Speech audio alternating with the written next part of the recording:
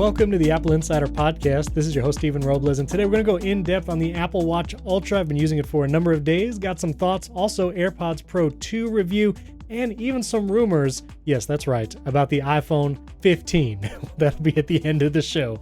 This episode is brought to you by Magic Lasso, Adblock, Beard Club, and Fast Growing Trees. You'll hear about them in a moment. And joining me is my good friend across the pond, far away from any hurricane, William Gallagher. How's it going, William? Yeah, I was actually all concerned about what it was like where I am. You know, new chancellor destroys the pound, spends a lot of money borrowing money, and then manages to double the cost of his own borrow. You know, things like that. But then I see your Twitter feed, and it looks to me like first you bought an Apple Watch Ultra because you keep bashing your original Apple Watch. Yes, and now, in doorways. Yes. Not having tested it enough, you're bringing a hurricane to your home. Yes, this first part of the show is going to be all inside baseball, listener. We are recording a little early this week. William has so graciously joined me early because I am currently directly in the path of Hurricane Ian here in Florida. Apparently, it's the first time in a century or so that a big hurricane has come up the west coast of Florida to hit Tampa directly. I'm not in Tampa. I'm a little northeast of Tampa, but every few hours I'm checking the National Hurricane Center path and seeing where it is. I joke, you know, Floridians, if you've lived here for long enough, it's like, oh, hurricane, you know, I'll put my lawn chairs inside or something, like no big deal. It's rain with a name. There's a common quip among Floridians, like, hurricane, no big deal. And then once that cone of uncertainty crosses into your direct line and it says, this is going to be a category 3 or 4 direct hit, then it's like, okay, well, let's get some water in jars and let's prepare. So that's where I'm at. And so I cavalierly tweeted, oh yeah, can't wait to test Apple Watch Ultra in hurricane conditions, hardy har. And now I'm like, that was premature. That was hashtag too soon. I shouldn't have done that. I've got to pick up on that word graciously, that I am graciously speaking to you. I don't do anything else. I sit here for 2 weeks waiting for you to talk to, hoping for some human contact, and then I get it for just this little while. And this time I've actually got it courtesy of you, because after all these, is it years now, of suggesting you might send me your spare MacBook Pros and iPads, you've actually bought me a microphone, and I'm terribly grateful. Thank you very much. But yeah, it's me being gracious. Talking, that's what it is. Absolutely. Yeah, let's go with that one. Sure. Yeah. Well, you're very welcome, and I hope maybe our listeners let us know how you think William sounds. He's using an Audio-Technica ATR 2100X. Can I point out, though, that this microphone just appeared in the post one day. Wasn't wrapped in a Ted Lasso blanket, didn't have any kind of notice at all. No. The amount of time I went searching through emails, thinking, have I asked for this? Have I bought this? Is it a birthday present I didn't know about? It might be the second time I've sent something to you and forgot to tell you it was coming. And then I got the delivery notification and I was like, oh shoot, William's going to wonder what this mysterious package is. He might bring this to the authorities and see, have them x-ray it or something. I said, oh no. And, but then after I guess you went feverishly looking for sponsorship emails, I sent you a message. Yeah, I was 2 seconds away from selling it on eBay, and then I found out it was from you, and I thought, Yes. Well, you're welcome, and thank you for doing this early. And so, listeners, if there's any news that breaks between the recording and the publishing of this episode, I'll try to insert it as power allows, at least this week here in Florida. But thank you for your concern, and I'll tweet updates. Oh, actually, why don't we prepare for this? So, fantastic that the AppleCare has been announced. Didn't see that coming. Ideal. Just record some reactions for me solo, and then I'll insert them as needed. Laughs. Tim Cook replaced by Russell T. Davies? Okay. I don't even know that reference. Who is that? Okay, Russell T. Davies brought back Doctor Who, and it's an astoundingly strong writer here in the UK. Or what? But there you go. All right. Well, we'll get to some Apple stuff. And so, yes, thank you for your graciousness, William, and listeners. And we're going to talk about Apple Watch Ultra, iOS 16, and all that. Real quick, we had a bunch of other gracious things, 5-star reviews from our listeners. So I'm going to run through real quick. M. Hopman 31 from the USA, Roger K. from the USA, Rolanus from Dubai, the United Arab Emirates. Welcome. Hiram 921 from the USA. He asked about AirPods Pro 2, and I'm going to talk about those specifically in this episode. Gimme Scotch from USA. I thought that might have been you, William, but I didn't know your preference. Was that you? Right. Don't drink and in the wrong country, but I see where you went there. Okay, yeah. Okay, very good. Toby the Pizza Man from Canada. Oh. I really hope you deliver pizzas, because, I mean, that's a great name. That's it. Yeah. Or maybe you just like pizza. Either way, that's great. I am the Giho from Australia. serial crystallographer from France. Wow. Is that a thing? What is a crystallographer? Uh, yeah, they do things serially, I understand. And Right.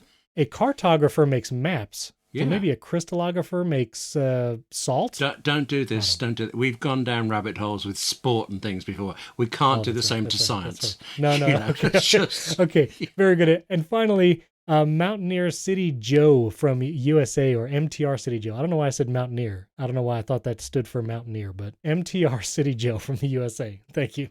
wait. Nobody from the UK this time. Nobody from the UK. Now last week, Wes was on the show, but we actually had a listener who was Malcolm Harrow. He is a Brit, but lives in Hong Kong. But he rated it to let you know, William, there are still Brits out there who have yet to review it. And so this was a call to all the those in the UK, and even if you are from the UK but are living elsewhere in the world, it's time to give us a 5-star rating. That's all.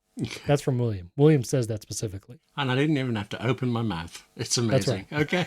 Okay. That's right. Okay, real quick, we actually had an article on the website, most likely due to Hurricane Ian, about building an emergency tech kit. So as far as what you should gather in case of a power outage or other things, being in Florida, I've done things like this before. I typically take the opportunity, if there's even a risk of a hurricane, to buy something from Mophie or Anchor, some other battery pack I probably don't need at the moment. But at least in my situation this week, I'm glad I have multiple of them. And I don't know in the UK, William, if you've ever had weather situations, but do you ever have like tech kit or external batteries prepared in case of power outages? Well, I'm looking at a shelf here, and I have 4 old Anchor and Mophie batteries that I've used over the years. They've been great when I've been travelling, but nothing in my version of an emergency kit was when I used to do a lot of presentations in offices and things like that, and my kit would be that I'd bring my own projector sometimes, but also lots of spare cables and things like that. That was my emergency grab bag thing, but nothing for it's all over. Mind you, the way utilities are going in the UK at the moment, I'm gonna listen. You talk while I just charge up some batteries for me.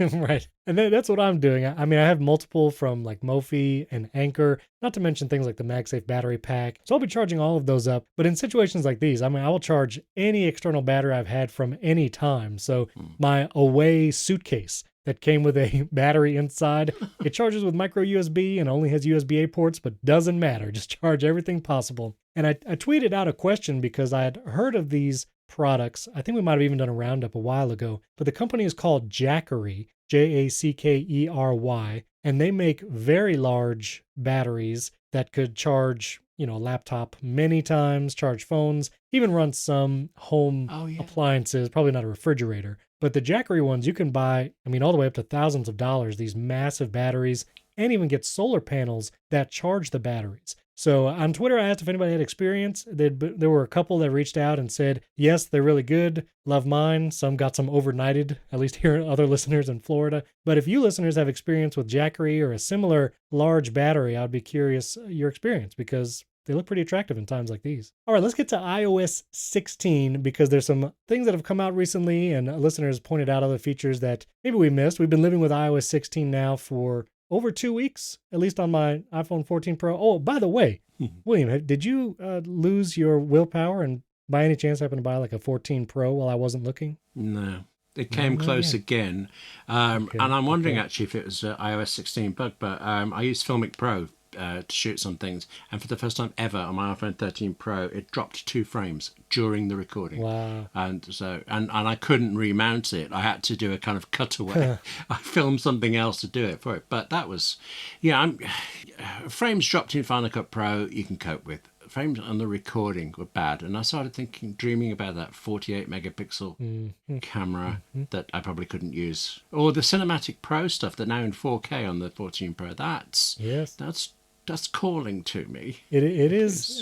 From the examples I've seen, it's very good. I will say when it comes to iOS 16 and bugs, the camera has definitely been one of the biggest sufferers of iOS 16 bugs. Lots of people reporting camera shakes, where they'll open the camera app on their 14 or 14 Pro and it's just violently shaking the image and it's unusable for a few moments. A cinematic video, if recorded in iOS 16, may or may not open if you bring it into Final Cut, so there's a bug there. So overall, there's lots of bugs. This feels like one of the more buggy main 0.0 releases in a while. We already have 16.0.1, I believe, Do we have 0.0.2? Oh, yeah, 16.0.2 has already come out for the iPhone at least. So you might want to update to that, maybe fixes some bugs, Yeah. but there's still lots out there. So we might have to wait till 16.1 for a lot of these to be addressed. I've had lots of people emailing and Twitter DMing me about issues they're having, even with like their home stuff. I would say just hold out for some more updates. I imagine there's going to be a 0.3 update soon, and then the major 0.1 probably coming next month for the big updates. But a couple features I forgot, and that is kind of hidden if people don't realize. In the weather app in iOS 16, Fozzie Bear on Twitter actually reminded me of this. But if you go into the temperature or precipitation map, like you expand it when you're looking at a specific city, you can actually view an hour by hour forecast now. And so you can see precipitation by hour, temperature by hour, and all of that is in the built-in weather app. And if you recall, Dark Sky, which Apple purchased, is being incorporated more and more into the stock weather app. And I actually had some listeners reach out because they still use the Dark Sky app and have been getting messages that the app is going to no longer be supported or even run. I forget when it is. It might be July 23 or it's coming soon-ish. So if you still use the Dark Sky app, you might want to start moving over to the stock weather app, which has a lot of the features now. Even the radar and precipitation maps look very reminiscent of Dark Sky. I mean, again, Apple bought it and incorporated it into the weather app, but you might want to look at that. Or if you really want to get into third-party weather apps, a lot of people love Carrot Weather and things like that. What do you use, William? Are you just a stock weather guy? I was a Dark Sky guy, and I've moved over to the weather app. Carrot stuff, I mean, the thing about Carrot is, before I can get to the accuracy of it, and I understand it's very good, you have to get through this rudeness factor or whatever. You can choose. Snarky. Yeah. The snark level. And, yeah, all right, that amuses me for a pixel of a second, but after that, I just want to know the weather, you know. Right. So, well, you can crank that all the way down. You could say, "Give me 0 snark," right, and it'll just but then give you the weather. Does it become obsequious? Oh wow, that's a big word for this morning. But yeah, that's sure. I could just see it saying, "How gracious of you to ask me for the weather."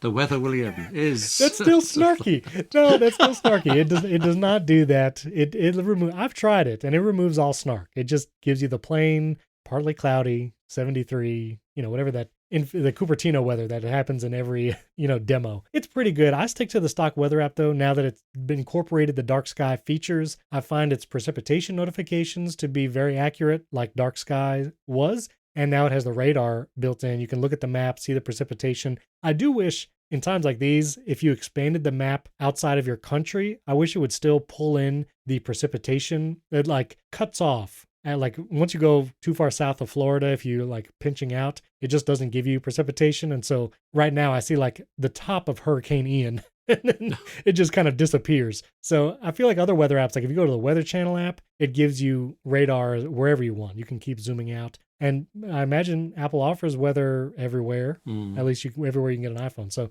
I just wish it did that. It does differ. I wish the UK had such accurate precipitation things. It's like the iPhone thinks it has, so I will get rain starting in 13 minutes, stopping 15 after that. But it isn't right. It's the US just seems to have more weather stations than the UK does. Or admittedly, in comparison to the US anyway, the UK is more of a microclimate, so things do change quite a lot. It must be harder to predict, but it'd be very nice to know. I came out of a supermarket and it was just like you'd need a snorkel more than you need an umbrella. It was so bad, and everybody else was standing around me going, well, we better wait out for this. And I was kind of in a hurry, but also weather was saying it was going to rain like that for the next hour and a half. I thought, oh well, and I rushed off and I got wet and I got soaked and I got a cold, and by the time I got home 3 minutes later it had stopped. Oh.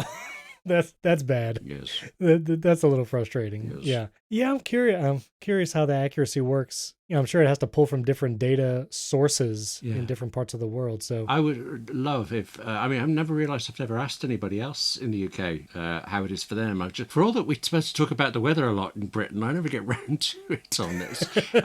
If there's some possibility that I'm just doing something wrong, that I've lent on a button or something, I would so like to be corrected and told how to make this better. And that's actually an interesting point. I had a reader reach out talking about background location services for system things. And so the weather on your iPhone, it's different as far as your privacy and location. So if you go to your settings app and you go to privacy and security, and then you go to location services, you'll see all the individual apps that either have access location in the last 24 hours, and you can specify what access they have. You can do next time I open or when I share something, or always. And then you also have the precise location toggle, where you can choose to share your precise location or just kind of a general area. And the weather app, if you want that super accurate data, you might want to choose precise location and always for that application. The weather app has a couple other options. There's actually while using the app or widgets. And so you can specify that if you don't want it accessing your location whenever it wants. You could say only when I open the app or when I'm interacting with the widgets, when they're live on screen, even the lock screen. So you can choose that.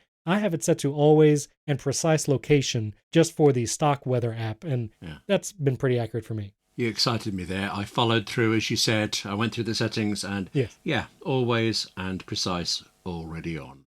So no, it's personal. That's what it is. It's personal. Mm. Well, and there's other specific UK slights on Apple devices we're going to get to in a second. But last thing for iOS 16, I had forgotten one of the features is SharePlay in Messages and screen time requests in Messages. I have a feeling that screen time requests is not active yet because I get lots of screen time requests from my kids all the time. Everyone's running iOS 16 and even the beta on my son's iPad, but I'm not getting those requests in Messages. So I imagine that's coming in 16.1. But SharePlay in Messages also launched. And I have to be honest, William, this is as an Apple journalist podcaster, I should probably have tested this, but I don't think I have ever tried SharePlay ever. Have you ever tried SharePlay? No, and I won't. They might as well. I think Apple just pretends the feature exists because who actually wants to watch? You're watching a film, I mean, an amazing film that's been worked on. So it's just such a craft of drama. And there in the corner is your best friend picking the nose all the way through. It's just, no. Actually, here in the UK, we have a show,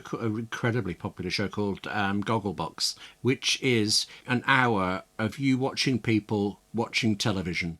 And that's it. And they talk through it. And I actually know somebody who's got to work on it, and she's very excited about it. And I can't tell her that I find that just unfathomable. Plus, I also think it's encouraging people to talk through drama. So I've been with people now where they've suddenly said, oh, that means somebody's going to do this. Well, it's like it's so obvious that that's what's going to happen. Thank you for filling me in. And now we've missed a little bit. Sorry, rant. Actually, can I just walk away for a few minutes, rant, and then come back, join you later? Yeah. Just hear you mumbling in the background. That's fine. You mutter. Yes, okay. Yeah, I just have never tried it. I've talked about it, sometimes, because I also do a movie podcast. And sometimes we're like, maybe we'll SharePlay it. It's just so difficult to coordinate schedules with someone, especially if you're in different time zones. I've just never done it. Yeah. My wife has done it once. Oh. She did SharePlay one time with a friend, and it was fine. They watched it in sync. If one paused it, it would pause for both, and they use the restroom or whatever. So it does exist. It does work. Oh, suddenly, the fact that you can wait, if you know the film already, you can wait for a key moment and then just pause it. Yes. And walk out of the room. Hands behind your head, relax. Oh, yes. Okay, suddenly I get it. You could torture your fellow viewers by just pausing at the worst possible moments. Yes. Now William's going to try it on his friends. Would you SharePlay watching Ted Lasso with me? Never mind. You don't have to. You'd be able to see how attentively I was reading a book, wouldn't you? Okay. You'll have a rival on in the background on your iPad. Yeah.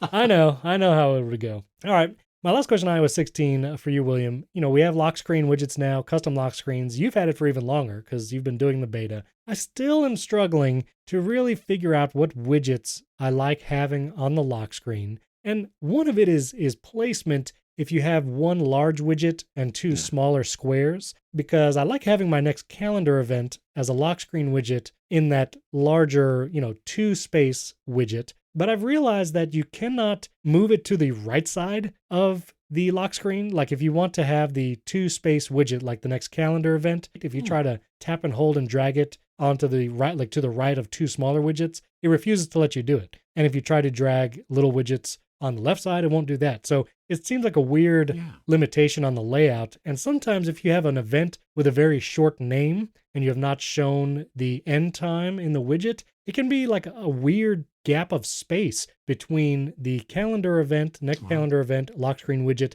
and whatever little squares you have. So I've not found a perfect balance amongst all these lock screen widgets. Sometimes I'll just revert to 3 small squares, which then center. You can actually have 3 right in the middle, or even 4, because that feels like a symmetrical thing. But I can't get it to feel right with the next calendar event and 2 circle widgets. What do you think, William? What do you have as your lock screen widgets? Well, actually, before I have a suggestion for you. Okay. Because everybody talks about the lock screen widgets as being the things under the clock, but actually, there's the line above the clock as well that defaults to the date and something else. Right. If you tap and hold on that, you can add your events in there, and it would be, I think, let me try it. Well, I have the date and my next event in it, but it's kind of centered for it. I can't see how to take out the date from it, but there might be a way. That just might avoid that kind of strange spacing problem you've got. Now I want to put this back to the way it was. What was it like before? I'm going to send you a screenshot of what that looks like, because when I put my next event up there above the clock, yeah, it gets very crowded. I don't know. I'm not particularly fond of that. I'm not particularly fond of that look, but I mean, I get it. Like, you can do it and you can put it above the clock. But you won't. No. No, I will not. You can do it with Fantastical or the built-in calendar app. You can put either or above the clock, but I don't find that looks great. Yeah, but what I've learnt now is what your next event is. Very interesting, very mysterious. Okay, let's not discuss that. But right, I just sent you that. Yes. I just sent you that too. So, what are your lock screen widgets though? What do you prefer to have on there? Actually, quite similar to yours. For the top line, I have the date and the sunrise, sunset bit. But under the clock, I have. Oh, actually, no, it's actually very different. Sorry, it looks the same. I have a double width one, which is the weather, and I'm not really that fussed about it because the accuracy, as I said, but also I use the wallpaper that's the animation of the current weather, so that kind of gives me what I need to know. Right. Then the first of the two smallest one is a clock like yours, but mine's for I'm here in the UK, but I have a New York clock in the corner there. And the last one, I have an OmniFocus inbox. Tap that and you go straight to adding a task to that beloved, wonderful task manager, OmniFocus. Yes, I know it's your favorite. Listeners, send us your lock screen widget layouts. I would like to know. I need some ideas, some recommendations for that. Yeah, same. I'm very curious about it. This episode is brought to you by our brand new sponsor, Beard Club. Listen, I personally have a beard. I love beards. I think lots of people love beards, and I think we like growing them, or trying to grow one at least. And having a great looking beard does require some work, whether it's beard growth oils, styling products, or top-of-the-line trimmer. There's a small army of products required to grow your best beard. Luckily, Beard Club is here to help. As the leader in beard-first men's growth and grooming, Beard Club delivers quality hardware and consumables that'll help you get a better, thicker, and fuller-looking beard. I actually received the Beard Club Trimmer Deluxe Kit.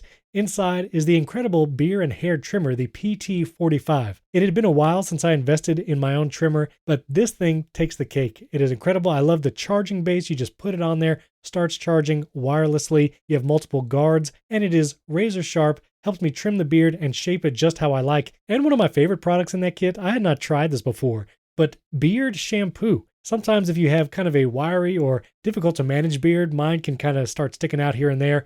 I actually will use the beard shampoo from the Beard Club now, and the brush, the beard brush that comes in the kit, and it actually really helps even it out, getting those hairs straight and not sticking out everywhere. I love this kit. Highly recommend. So head to beardclub.com/AppleInsider. I love that we have a URL from Beard Club. That's so good. So go to beardclub.com/AppleInsider. Take the beard quiz. Then use our promo code AppleInsider at checkout. They'll recommend a grooming kit that's tailored to your beard's need. When you use things like the PT45 trimmer, there's no painful hair pulling. It is sturdy and has incredible battery life. And it's the same trimmer that NBA player James the Beard Harden uses. Yes, he's also an investor in the Beard Club. The Growth Kit also features sprays to strengthen and moisturize your beard hair oils and prime follicles for optimal growth, and a derma roller that rejuvenates dormant hair follicles. So no matter what type of beard you have, Beard Club has the perfect kit to fit your needs. Beard Club has over 2 million beards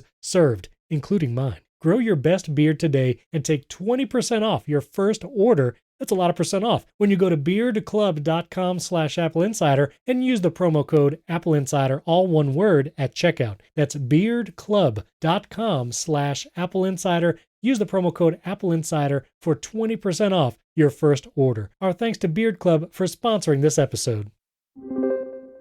Before we get to Apple Watch Ultra, I do want to mention listener Anthony Burke. He's from the UK, actually. You might know him, William. I know a Janet Burke. I went to school with a Janet Burke. Oh, man, could be related. I'll ask her about him. He was actually going to buy an Apple Watch 8 and looked on the Apple website and saw that the Bluetooth listed under Apple Watch 8 was Bluetooth 5.0 in the UK, whereas models sold in the US had Bluetooth 5.3, newer version of Bluetooth, the hardware built in. And so Anthony actually took it upon himself to email Tim Cook himself.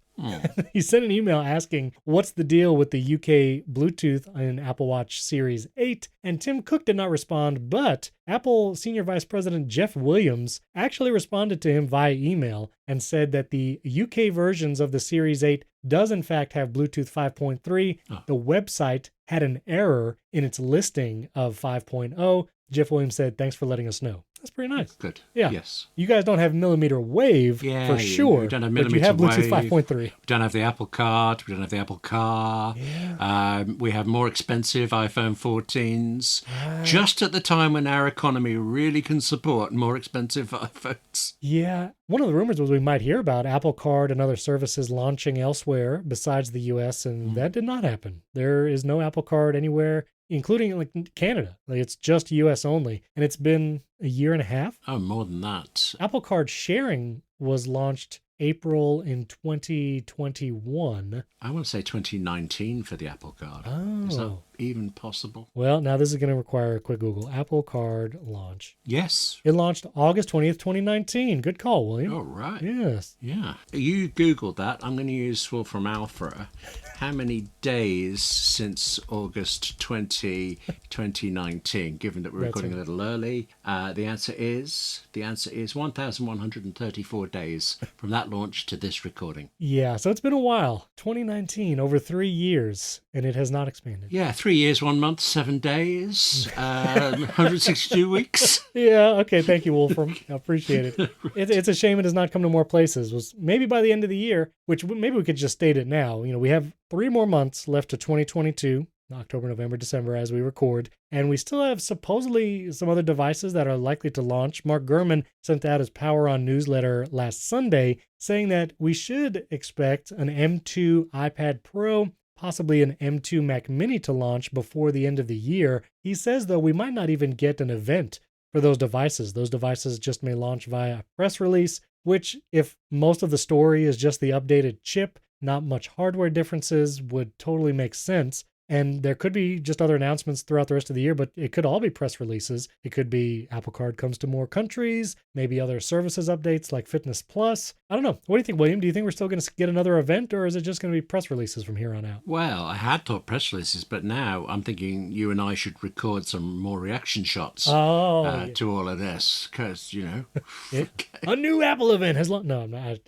No word of an Apple event. We'll see. And I imagine Apple probably wouldn't announce an event till at least the iPhone 14 Plus is on sale and launched and those reviews come out, because that's still one of the devices we have not seen reviewed since the event early September. So the iPhone 14 Plus, I believe it is going to ship on October 7th. 7th, yeah. And you can pre-order it. So the pre-orders for the 14 Plus are actually already open. You have been able to order it, but it doesn't deliver until Friday, October 7th. That's the official launch day for the 14 Plus. So if you wanted it, you can pre-order now. I'm looking at a 128 gigabyte version in that light blue, and it still says delivering October 7th. So I imagine there is some stock of that phone available if you want it. I actually have a story from the Apple Store, and there are stock of devices also. We'll get to that at the end of the show. Oh, now you're just tantalizing. That's right. I wanted to go off and mutter again about the economy, and you're keeping me here waiting to listen to this stuff.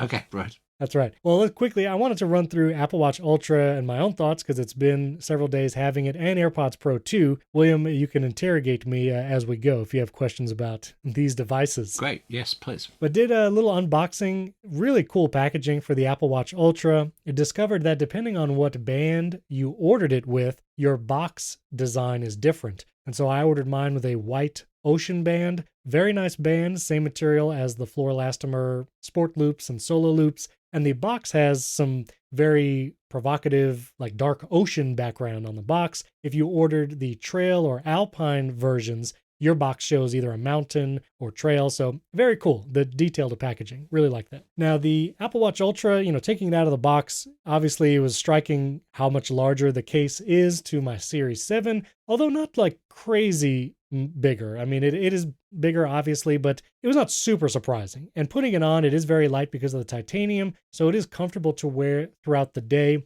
I did try to sleep with the Apple Watch at first with the Ocean Band that came with it, and I quickly realized the comfort level of the Ocean Band and probably some of the other Apple Watch Ultra specific bands, they are not as comfortable as my Solo Loops, so quickly transitioned to the Solo Loops that I typically wear with my Apple Watch, and the comfort is really good. The crown guard is noticeable if it slides down my wrist and I'm doing something where my hand goes backwards, or if I'm trying to sleep. It is a noticeably larger physical device. You could feel it pressing into the hand, at least for myself. So comfort level remains to be seen. I've been sleeping with it though just fine. And because of the great battery life, it's no problem doing it. When it comes to battery, I will say the first 24 hours, I charged it to full and I had it at full at about 11 p.m. one night. Took it off the charger, wore it to sleep, didn't charge it the next day, and that first 24-hour period, I did some swimming in a pool, I ran a workout. It was down to 27% battery after just 24 hours,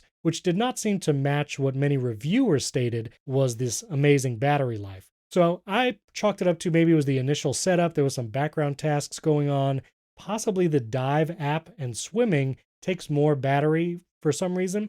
So the next 48 hours, I charged it again, took it off the charger at 11 p.m., and then wore it for 48 hours straight. Never touched a charger for 48 hours, and it went from 100% to 28% after 48 hours. I did not run any workouts during that time, but that was much more indicative of probably the long-term battery life of this device and what a lot of reviewers were stating. And that's pretty wild. I mean, 48 hours off charger, wearing the Apple Watch Ultra, and still have 28% battery left. No low power mode, no battery efficiency. That's coming in a software update later this fall. So just straight out of the box, 20% after 48 hours. Pretty good. I was impressed by that. But does this, I mean, you're obviously doing this to test the battery life. Do you find now that actually the Ultra has replaced your Series 7, you're just always going to wear this? I am still holding my Series 7 and not giving it away to my spouse or children just yet, because I am curious the long-term comfortability. And also the screen is very different. That is one of the biggest things that have gotten used to is the screen is flat. You know, Series 7, Series 6, it has that curved glass over the edge. Especially if you have a Series 7, the display was enlarged and it takes advantage of that curvature on watch faces like the Contour watch face and others. So having a very flat watch face, I mean, there is no curvature to the Sapphire display. I mean, it is flat. And then the titanium lip around the edge, which is very, very slight, but there's a tiny lip of the titanium on the edge of the display. It's a different look, and it is a larger display than even the Series 7. So I have come to kind of like the flat display. I'm down with that, although some of the scaling and sizing feels a little weird, because if you use a face that you used with your Series 7, like I typically use a modular watch face while I'm working, one that has the calendar event in the middle and then 3 complications underneath it. That same modular face on the Series 7 looks a little sparse on the Ultra. It feels like there's more space between complications, that maybe it's a waste of space. And I wish we had more watch faces made specifically for the Ultra. I tried the Wayfinder face where you can have like 12 complications. That's not right. It's 1, 2, 3, 4, 5, 6, 7, 8. I think you can have 8 to 9 complications on the Wayfinder face. But I don't care for that busy of a face. I also don't prefer an analog clock on my Apple Watch. I prefer the digital. So the scaling and some of that is a little wonky. Stuff is bigger because it's a bigger display, but I feel like there should be some modular and other watch faces specifically tailored to the Apple Watch Ultra. And maybe that could just be in a software update where modular Duo and the other modular faces display differently on the Ultra than it does on Series 7 and olders and even Series 8. So that's been a weird thing to get used to with the display. I'm curious about the thing you said you swapped bands for comfort while sleeping. Apart from this, I don't know, the size and the way they fit together, is there anything special about the band that came with it that means if you now went doing your 40-meter scuba dives or something, that you could actually damage the band? The watch should be fine, but the band you've chosen would be poor. No, well, I think the Ocean Band specifically is made to go over something like a wetsuit. And so the Ocean Band that I got, it has these ridges where you not only have a clasp like a typical watch band, but there's another loop that goes around and holds the end tight to the other side of the band. It's hard to explain. If you look online, you can kind of see what I'm talking about. but it's to hold it tight over something like a wetsuit, and then you can readjust when you put it on your actual wrist. I don't think there's any downside to wearing the Ocean Band when you're not ocean wetsuiting, when you're not diving, and there's no disadvantage to using the solo loops. I find a lot of the solo loops actually look just fine. They don't look out of place. They don't look too small for the Apple Watch Ultra. They look great. I'm wearing a green solo loop right now. I used some braided solo loops also, and they all fit great. They look great. So I'm actually leaning more towards just continuing to use my solo loop. I did have a Alpine loop coming, which is like the hook clasp for that Apple Watch Ultra specific band. I don't know if I'll keep it because I actually find myself just sticking with the solo loops. But this, if this is going to be the watch you wear all the time, this raises the issue. My previous concerns about your close to self-harming habit of smashing your watch into kitchen surfaces and things like that. Have you been any more careful with this one? There's been memes now on Twitter of people trying to picture me walking through doorways and just flailing my arms, which I love and I appreciate and would love to see way more of. That's great. That's great. Yes. I've spoken before about my weird habit of hitting my Apple Watch on doorways as I walk through them. I don't know what the deal is. We have normal sized doorways. And I have done it now with the Apple Watch Ultra. I've dinged it on at least one doorway. Ouch. Because it's larger. I mean, it's a larger Apple Watch. And I looked closely at all the titanium around to see was anything harmed. And I see no scratches, no nicks. I really see nothing on the Apple Watch Ultra. What about on the door frame? Did that survive as well? Well, the door fell. There's no more door there. It just completely came off the hinges. Okay, fair enough. Right. Yeah. No. Actually, I didn't even look at the door frame. I don't even care. I just looked at the Apple Watch.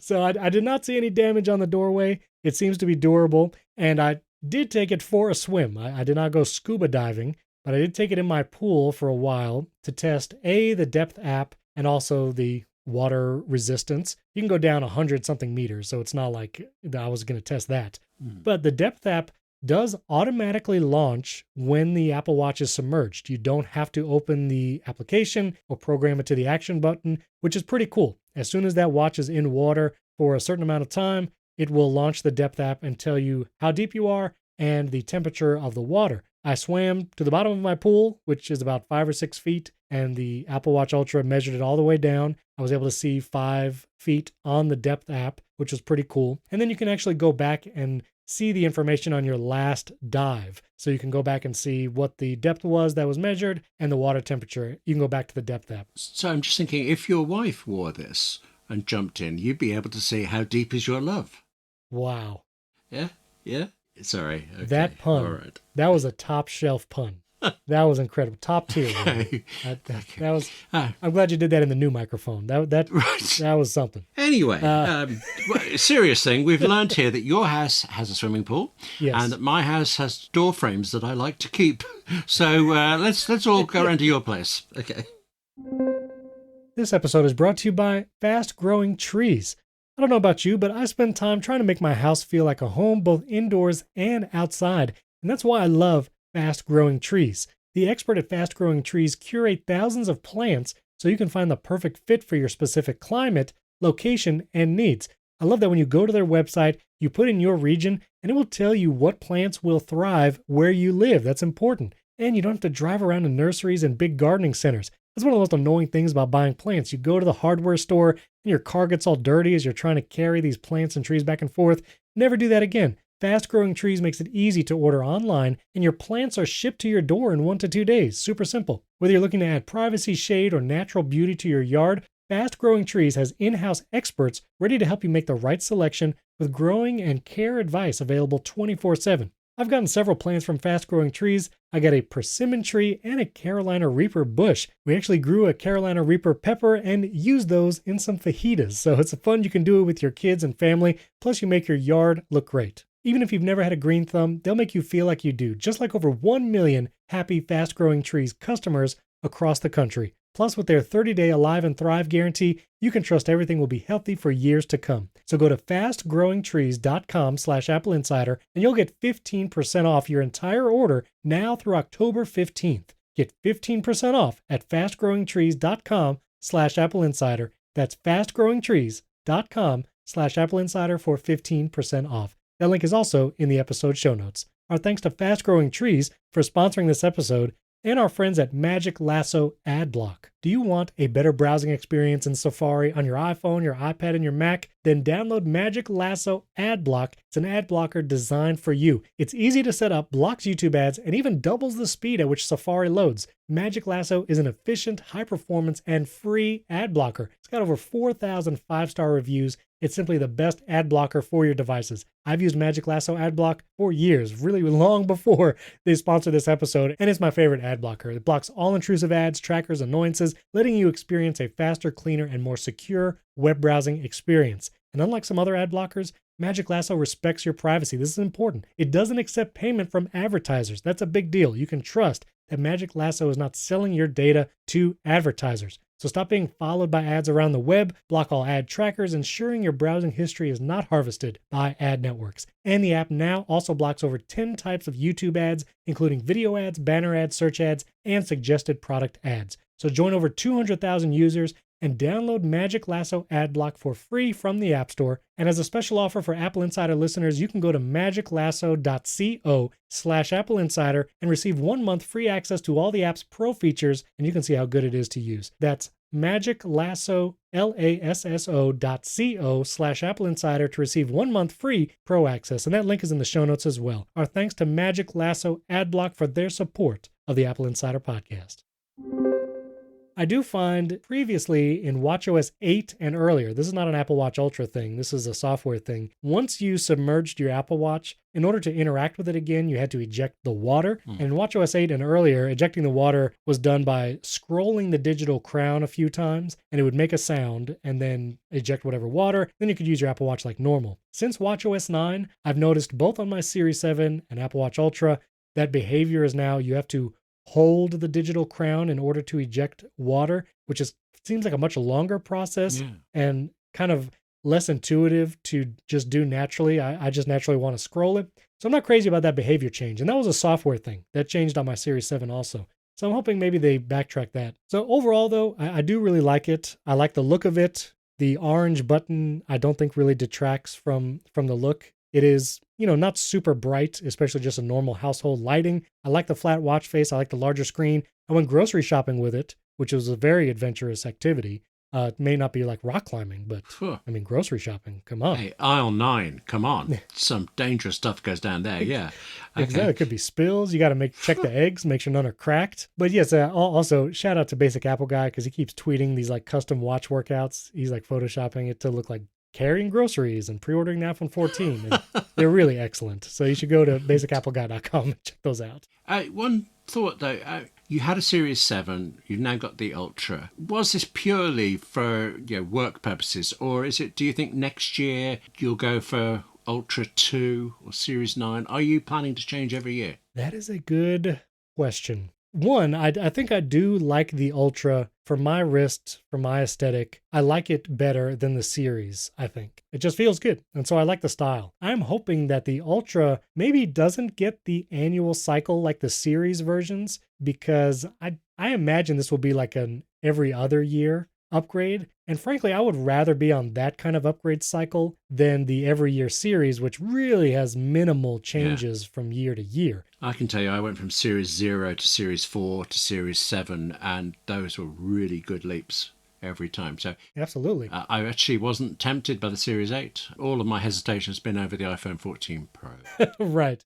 And because the Apple Watch Ultra has such incredible battery, you will most likely be able to keep it for a longer time, 2, 3, even 4 years. And obviously the battery will degrade, but getting through a day will probably not be an issue for years to come. Goodness. So I'm excited for that. I would be good upgrading that cycle. And also, I actually preferred, I know this is a high-end taste thing, but I actually liked the titanium material because I like the sapphire display. And I feel the titanium doesn't show scratches as much as the stainless steel. And they've taken away that option from the Series 8. You cannot get a titanium Series 8.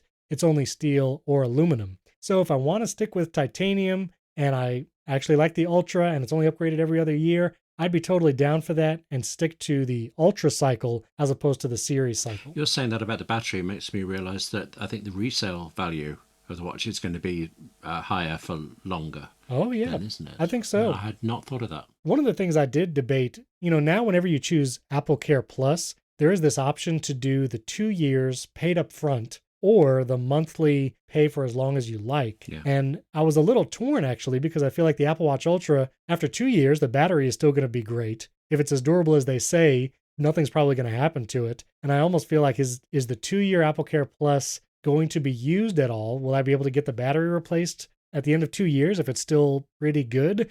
Or would that monthly would have been better and just pay for it for as long as I keep this model Apple Watch? So I was a little torn on that.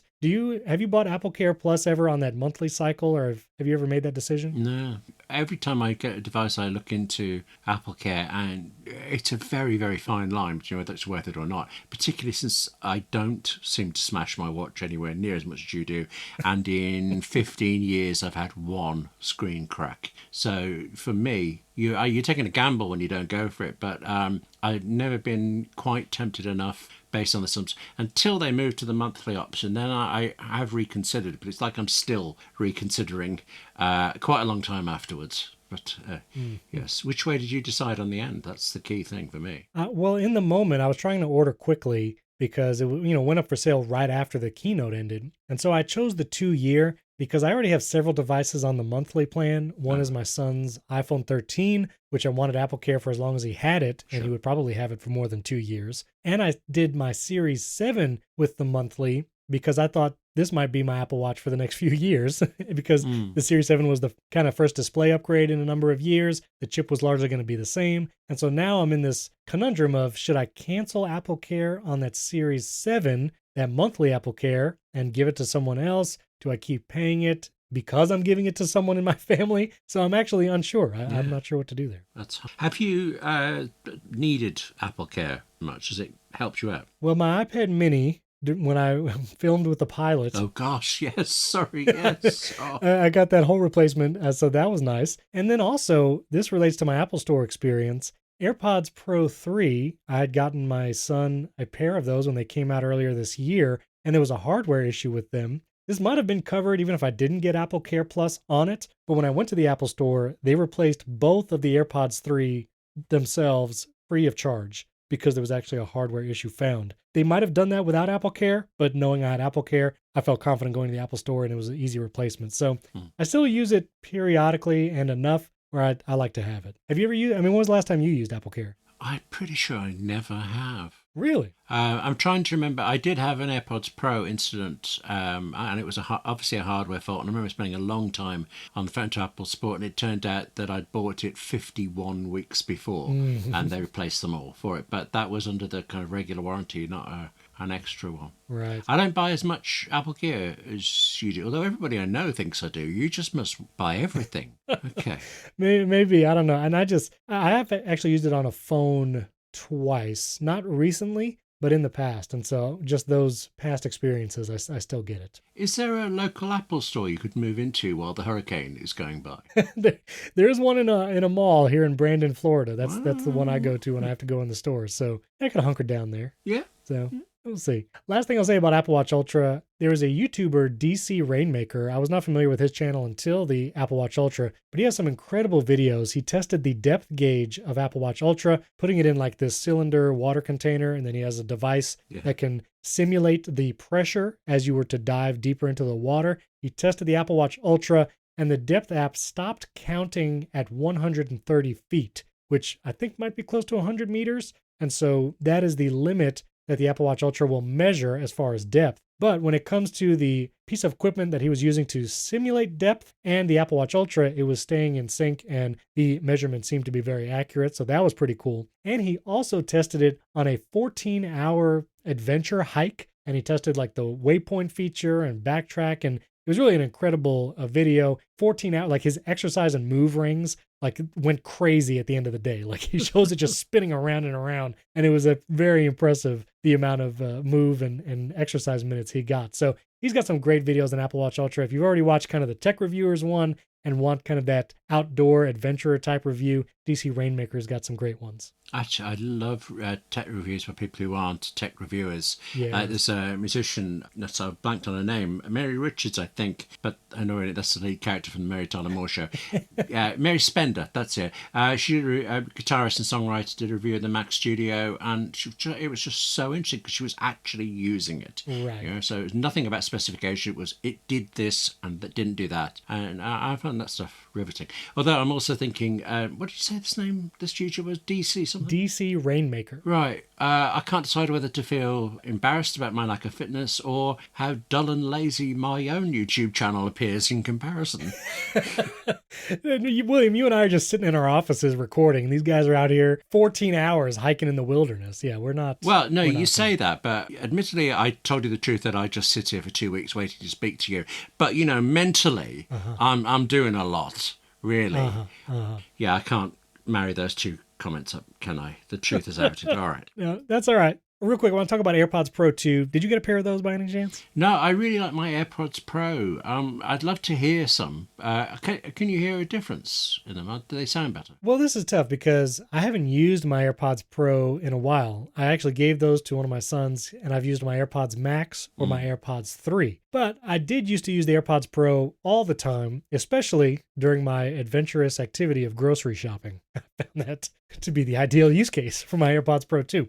And so I've been using the AirPods Pro 2 a lot since getting them on Friday. The first thing, if you haven't seen this, if you get them engraved, if you get AirPods Pro 2 engraved on the case, whatever you get engraved, when you pair it with the iPhone, and then anytime you open the case near your iPhone and that card slides up from the bottom, the engraving of your case actually appears on your iPhone screen in that card. Goodness. And it is really cool. I mean, that's a really nice touch. Apparently, Parker Solani, he works for The Verge, he bought a pair of AirPods Pro 2 from the Fifth Avenue Apple Store in New York City, and they actually do in-person engraving, so you can buy the pair in the store and they will engrave them for you. Wow. But when you do that in store, apparently his engraving did not appear when he paired his AirPods Pro 2 with his iPhone. So something about getting them engraved online, whatever programming they have to do to the case, I imagine, to signal to the phone what the engraving is and to display it. Apparently, it doesn't work with in-person store engravings. You have to order them online. But it is a very nice touch. Very cool. Now, when it comes to sound quality, again, I've been wearing them. AirPods Pro sound great. I mean, the originals sound great. AirPods Pro 2 sounds incredible. They sound really good. When it comes to the noise canceling, I do think that it is noticeably improved over the original model. I used to wear my AirPods Pro all the time in a grocery store. It was great at cutting out all that background noise, and grocery store has lots of stuff, you know, people talking, announcements over the speakers. And when I enabled noise cancellation on these, I mean, it went silent. Like I really could not hear much around me at all, except if there was like kind of a rogue loud sound apart from just the drone of grocery store. And it was really good. And using it at home as well, noise cancellation is very, very good. Can I measure if it's 2 times better? That's what Apple claims. You know, I'm not sure, but I will say it is very good. So if you want noise canceling wireless earbuds, I mean, AirPods Pro 2 are excellent. And I will also say the transparency mode of AirPods Pro 2, I also think is vastly improved. There is that feature where transparency mode will still eliminate loud sounds like a construction or jackhammer or something, but just sitting in my living room, enabling transparency mode, it felt like I didn't have anything in my ears. And that was not the case with the original AirPods Pro, or even my AirPods Max. If I have transparency mode enabled on those, it feels like the audio from the room is being filtered through headphones and then replayed to my ears. But on the AirPods Pro 2, something about the transparency mode and the seal in my ear, it sounded like there was nothing in my ears. And it was pretty wild. I had to look, like they're still in my ears, right? So transparency mode, vastly improved. Noise cancellation is really, really good. Of course, the case has all the improvements like the precision Find My, the little lanyard loop. So they're really good. Oh, and last thing, the tips on AirPods Pro.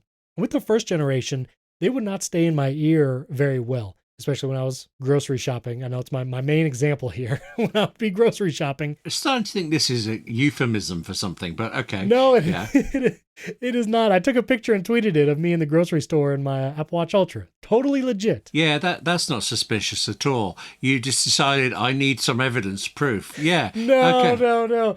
It's I do it for real. I grocery shop every week. But the tips of AirPods Pro 2, previously I had to use the Comply foam ear tips, which are very good. They're like an ear foam or earplug style material that will expand after you pinch them, and they would keep the AirPods Pro first generation in my ears really well. I still had those ready to try on AirPods Pro 2, but something about the silicone that they have put on these AirPods Pro 2 tips, I don't know if it changed at all or the sizing is slightly different. You do get an extra small size this year with AirPods Pro 2, but they stay in my ear solid. And even when I go to take them out, I never experienced this before, but taking the AirPods Pro 2 out of my ear, the silicone would actually kind of flip inside out as it was grabbing my ear as I pulled it out, which I don't know, sounds kind of gross, but I was impressed by the amount of grip that it had inside my ear, and it kept it in my ear. It never felt like it was falling out walking around, doing groceries and moving the groceries from the cart, whatever. And so really impressed by that. If you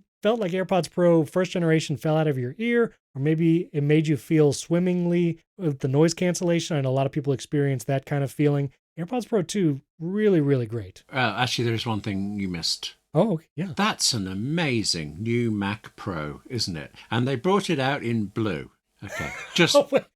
It took me a second there. Yeah. It took me a second. That was one of those random things I can interject, right? Yes. Okay, gotcha. I was like, I don't think I missed something that big. I would have gotten a notification or something. Okay, yeah, very good. Thank you for that. I know William is very excited about this. We already have rumors for the iPhone 15. Yes. I mean, this is what you were clamoring for, I believe. You just couldn't wait. Yeah, I'm holding out for the 16. Let's go for that. Yeah, got anything for me on the 16? I'm mentioning this only because it's crazy that the iPhone 14 just came out, and Majin Buu on Twitter, he's a leaker. Yeah, I forget his track record. I mean, I think he has some accurate things, but he is claiming iPhone 15 next year will have 2 front-facing cameras and USB-C. There you go. That's the leak. Right. That's the rumor. I'm hearing, I mean, I can't reveal my sources, but I strongly suspect the iPhone 15 will let you make phone calls. That's what I think is going to go down. I think that's accurate. That's the new feature. Well, last thing before we go, I just wanted to mention I went to the Apple Store to get those AirPods replaced. The Genius Bar and everything was super smooth. They replaced the AirPods 3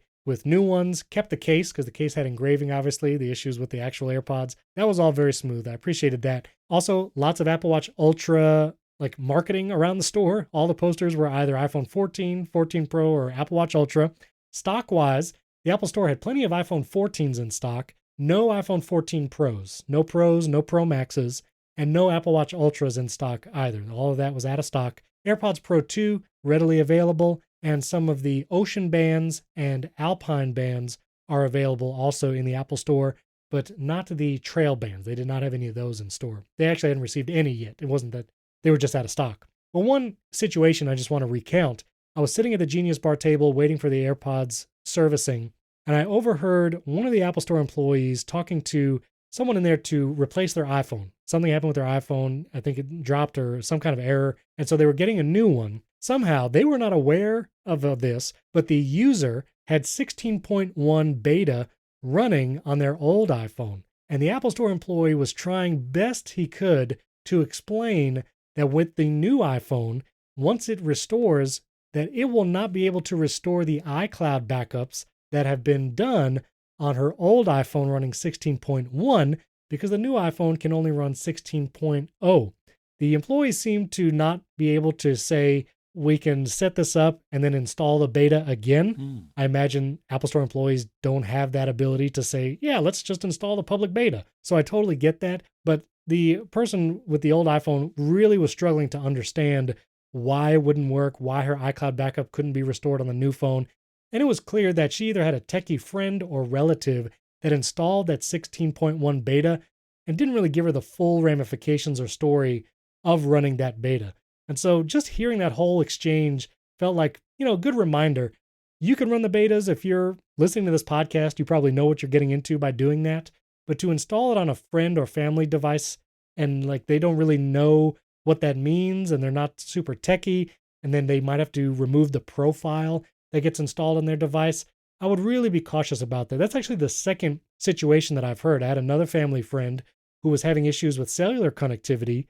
I think it might have been related to eSIM and that transition, but they were running the 16.1 beta as well. Had no idea really that was even a thing or that they were running it. So just a word of caution running betas. I would be careful installing it on friends and family devices, especially if you're not around them very much. Friends don't install betas on friends' phones. There we go. Fish are friends, not food.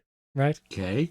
That's from Finding Nemo. Oh, That's okay. Finding Nemo. Well, appropriately, I'd forgotten that. Okay. I mean, Yeah, short that was term Finding Nemo. kind of memory Yeah, that was Finding Nemo. thing.